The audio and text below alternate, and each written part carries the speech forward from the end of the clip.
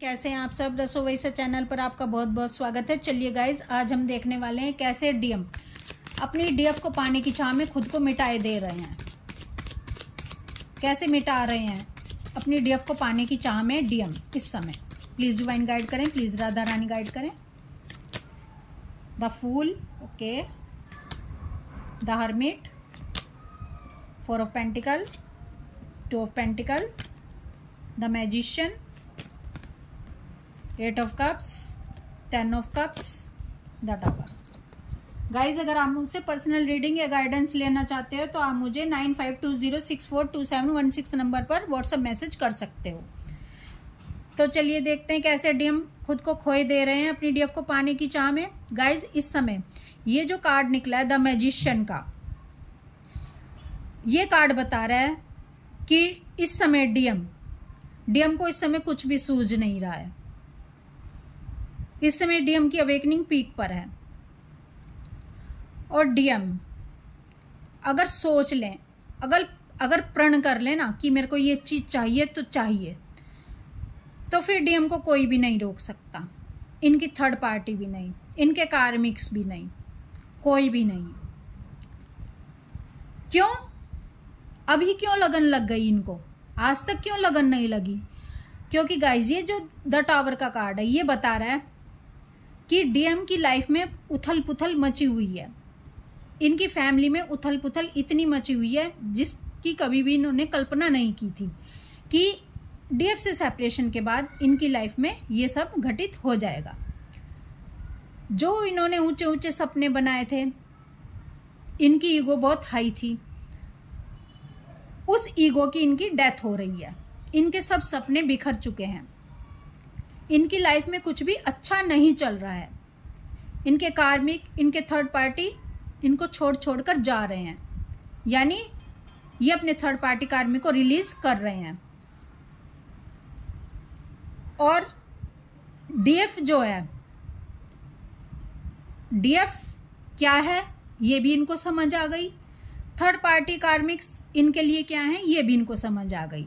सबके असली चेहरे इनके सामने आते जा रहे हैं।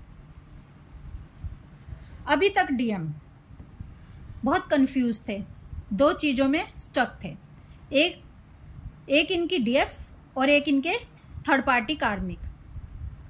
इनको समझ नहीं आ रहा था कि भाई मैं किस तरफ जाऊं। लेकिन जब अवेकनिंग पीक पर होती है, डीएफ अपने ऊपर बहुत काम कर चुकी होती है, तब इनकी अवेकनिंग इतनी फास्ट होती है ना कि इन्हें भी नहीं पता कि क्या क्या तांडव इनकी लाइफ में चल रहे होते हैं, क्योंकि इनका कर्मा रिलीज हो रहा होता है बड़ी तेजी से और ये डिटैचमेंट में आ जाते हैं। अब तक जो ही अटैचमेंट में थे, अब तक जो ही आसक्तियों से जुड़े हुए थे, विषय वासनाओं से जुड़े हुए थे, रिश्तों से जुड़े हुए थे, भोगों से जुड़े हुए थे, धन पैसे के पीछे भाग रहे थे, अब इनको ये कुछ भी अच्छा नहीं लग रहा होता। ये सोच रहे होते हैं कि आज तक मैं बाहर की चीजों पर ही ध्यान दे रहा था, लेकिन मेरे मन में क्या है, मैं किस लिए इस धरती पर आया हूं, मुझे क्या पाना है जिसको पाकर मैं सुकून महसूस करूं, जिसको पाकर मैं खुशी महसूस करूं। लेकिन क्योंकि इनको अब ये कोई भी चीजें खुशियां नहीं दे रही हैं, इसलिए इन्होंने अपने आप को अकेला कर लिया है, सब लोगों से अकेला कर लिया। अब इनकी जो दोस्तों की मंडली थी उससे भी ये डिटैच हो गए हैं। अब इनको ना पार्टी अच्छी लग रही है, ना सेलिब्रेशन अच्छे लग रहे हैं, इनको कुछ भी अच्छा नहीं लग रहा है। और ये अपने आप को जो बहुत ही मजबूत समझते थे, बहुत ही स्ट्रोंग समझते थे, अब इनको ऐसा लग रहा है कि जैसे इनके शरीर में जान ही ना हो, जैसे ये इनके लिए दुनिया में कुछ भी खुशी देने वाला ना हो, कहीं से भी इनको खुशी नहीं मिल रही है। अब इनको अगर रोशनी की कहीं किरण दिखाई दे रही है तो वो इनकी डीएफ है। ये जानने और समझने की कोशिश कर रहे हैं कि ये बंदी है कौन। मैं इससे सेपरेट हूं, लेकिन फिर भी ये मेरे दिलो दिमाग में इस कदर छाई है कि मैं इसे अपने दिलो दिमाग से नहीं निकाल पा रहा हूँ। जितना मैं इससे भागने की कोशिश कर रहा हूँ, जितना मैं इससे दूर जाने की कोशिश कर रहा हूँ, जितना मैं खुद पर फोकस करने की कोशिश कर रहा हूँ, उतना ही ये मेरे दिलो दिमाग पर छा रही है। और इनको बार बार वो साइन सिम्टम्स दिखाए जा रहे हैं जो इनके डीएफ की इनको याद करवाए चले जा रहे हैं। यानी डिवाइन ने इनको चारों तरफ से घेर रखा है। अब इनकी ईगो की डेथ हो रही है, इनको ट्रिगर मिले हैं, ये dark night of the soul में जा रहे हैं और ये मजबूर हो गए हैं खुद से जुड़ने के लिए, क्योंकि डिवाइन यही चाहते हैं कि खुद पर फोकस करो, खुद के हायर सेल्फ से कनेक्ट हो जाओ। एक दरवाजा आपके अंदर की तरफ भी खुलता है। इस संसार, इन दो आंखों से आप संसार देख रहे हो, लेकिन एक तीसरी आंख भी आपके पास, जहां आप सच्चाई को देख पाओगे, जहां खुद से कनेक्ट हो पाओगे, जहां आप ज्ञान प्राप्त कर पाओगे, तो आप खुद से कनेक्ट हो जाओ। तो इनको बिल्कुल अकेला कर दिया गया है।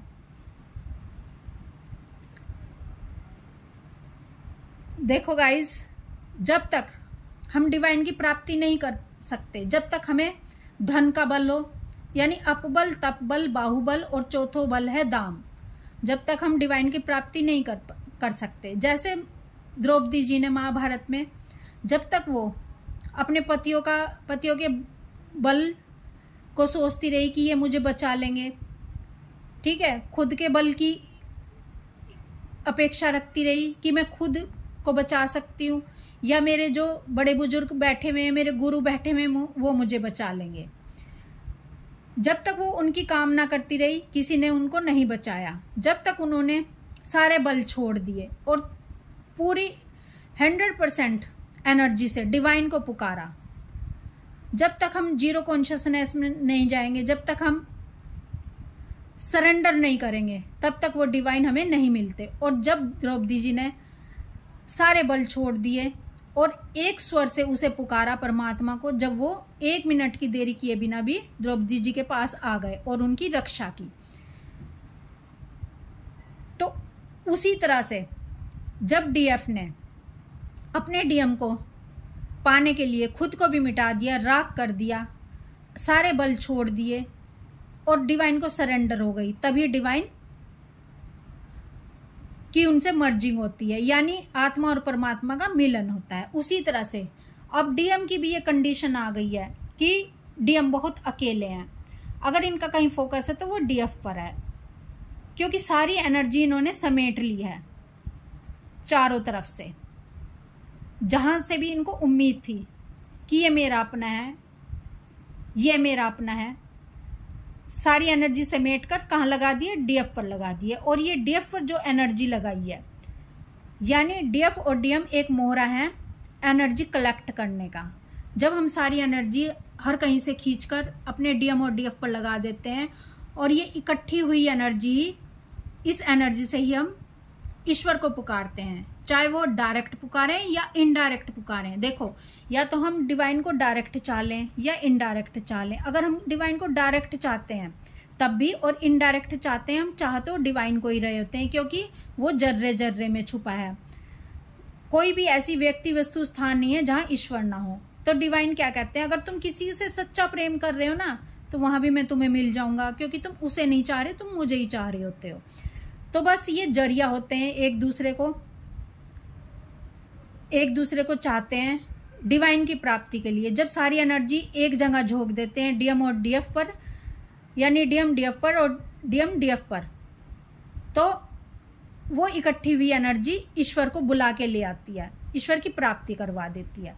तो इस समय डीएम का जो हाल है, देखो गाइस, सच्चे प्यार की एक पहचान होती है, साइन सिम्टम्स होते हैं इसके, कि अगर हमारा ध्यान एक जगह लग गया ना, हमारी आसक्ति एक जगह लग गई ना कि ये बंदा मुझे चाहिए ही चाहिए किसी भी कीमत पर, तब हम खुद को भी खोने से नहीं डरते, हम खुद को भी राख कर देते हैं।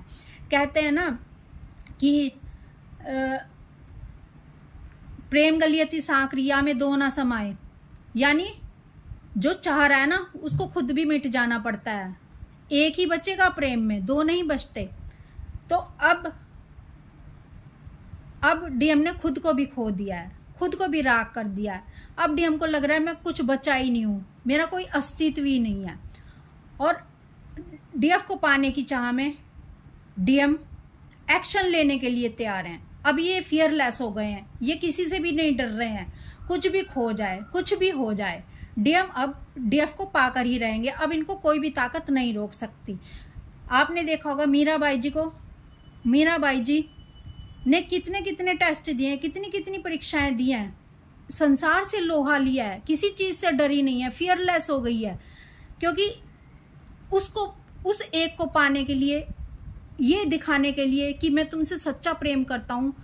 भाई डर तो खोने ही पड़ेंगे, बदनामी का भी डर, किसी भी तरह का डर, खुद को भी खो देना पड़ेगा, तभी हमें प्रेम की प्राप्ति होती है। और डीएम इस समय इस कंडीशन पर, इस स्टेज पर आ गए हैं। ऐसी कंडीशन डीएम की हो गई है कि अब डीएम अपने डीएफ को पाने के लिए, खुद को भी मिटाने के लिए तैयार हैं, खुद को भी खो देना चाहते हैं।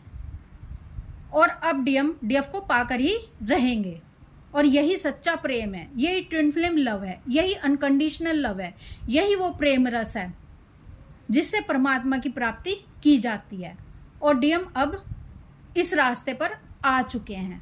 अब डीएम को कोई फियर नहीं है, कोई चला जाए ना चला जाए, कोई रहे ना रहे इनकी लाइफ में, लेकिन इनका एक ही गोल है, अपने डीएफ को पाना, अपनी डीएफ से रियूनियन करना।